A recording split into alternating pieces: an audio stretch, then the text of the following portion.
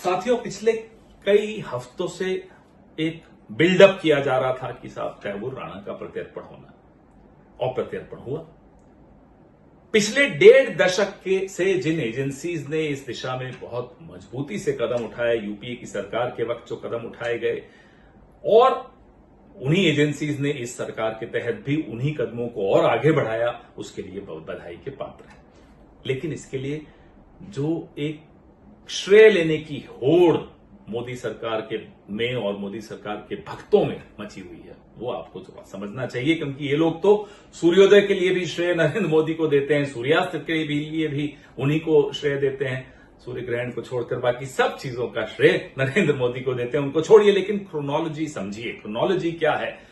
अक्टूबर 2009 में David Headley और Taimur Rana Denmark के कोपेनहेगन में आतंकी हमले की साजिश करते हुए पकड़े गए।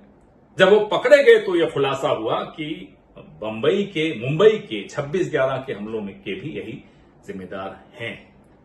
तत्पश्चात यूपीए की सरकार में एनआईए ने इन दोनों पर यूएपीए लगाया और आईपीसी की अनेक धाराएं लगाई और सार्क का एंटी टेररिज्म कन्वेंशन के तहत इन्हें आरोपी घोषित किया 26/11 का।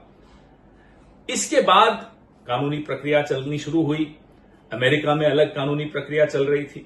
अमेरिका ने 26/11 के मामले में इन्हें बरी कर दिया। तब यूपीए की सरकार ने, कांग्रेस की सरकार ने, मनमोहन सिंह की सरकार ने सार्वजनिक रूप से अपनी निराशा व्यक्त की। कोई सरेंडर मोदी की तरह नहीं, सार्वजनिक रूप से की, और अपना प्रयास, कूटनीतिक प्रयास, कानूनी प्रयास सब चलता रहा। इसी दौरान नवंबर 2009 में जब कनाडा की सरकार ने, हमारी कूटनीतिक सफलता का मैं आपको एक उदाहरण भी देना चाहता हूं कि कनाडा की सरकार ने तमाम खुफिया जानकारियां हमें दी।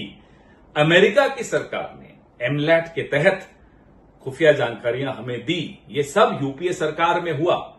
लेकिन जब इन्हें बरी कर दिया गया अमेरिकन कानून के हिसाब से, तब हमने, जैसा कि मैंने आपको बताया, सार्वजनिक रूप से निराशा व्यक्त की और हमारे विदेश मंत्री सलमान खुर्शीद जी, हमारे विदेश सचिव रंजन मथाई जी, ये लोग सब लगातार secretary of state Hillary Clinton और अनेक अमेरिकी अधिकारियों के साथ अपना पक्ष मजबूती से रखते रहे।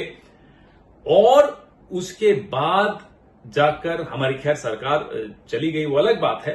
फिर जो नई सरकार आई उसके तहत भी एजेंसीज ने वही कदम, वही फाइल, वही मजबूत कागज जो यूपीए के वक्त इकट्ठे किए गए थे, उन्हीं को आगे बढ़ाया। उन्हीं कदमों को आगे बढ़ाते बढ़ाते आज इस स्थिति तक पहुंचे कि कानूनी प्रक्रिया खत्म होते होते प्रत्यर्पण आज संभव हो पाया। जो लोग इस प्रत्यर्पण का श्रेय नरेंद्र मोदी को देते हैं, उनसे मैं ये जानना चाहता हूं, पूछना चाहता हूं कि अगर एक व्यक्ति को श्रेय देना चाहते हैं तैमूर राणा के प्रत्यर्पण का, तो क्या दाऊद इब्राहिम का प्रत्यर्पण न हो पाना, डेविड हेडली का प्रत्यर्पण न हो पाना, मेहुल चोकसी का प्रत्यर्पण न हो पाना, विजय माल्या का प्रत्यर्पण न हो पाना, नीरव मोदी का प्रत्यर्पण न हो पाना, ये सब श्रेय किसको देते हैं मान्यवर?